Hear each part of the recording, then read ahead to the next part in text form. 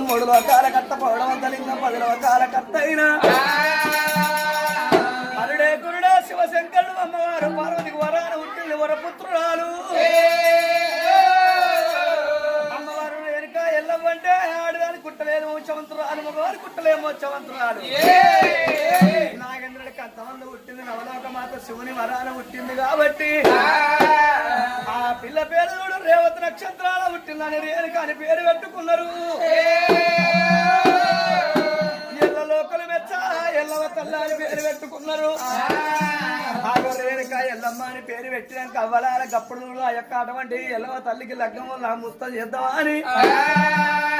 అప్పుడు రేణుక ఎల్లమ్మ ఏమన్నది ఓ నాయన లోకాల శంకరా నేను ఎట్లా ఆడదని కుట్టలేదు వంశవంతురాలు నేను ఎట్లా మగవాని కుట్టము వంశవంతురాలను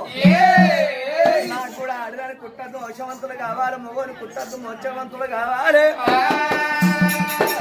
అటువంటి వాళ్ళు తీసుకురమ్మంటే గంగ లోపల పుట్టిర్రు గౌతమామునికి 7 కొడుకులు గౌతమామునికి 7 కొడుకులు ఎట్లా పుట్టిరంటే అవ్వలాల ఆడదాని కుట్టలేదు వాళ్ళు మగవాని కుట్టలేదు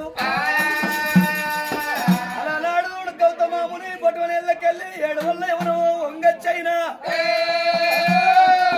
7 వల్ల ఎవరు సుక్కలు పట్టవంటి సముద్రాల పట్టే సముద్రాల బుడ్డనాసు మీద పడ్డది తెల్లటాకు మీద పడితే బుడ్డనాసు వలిగింది అటువంటి 7 ముళ్ళు పుట్టిర్రు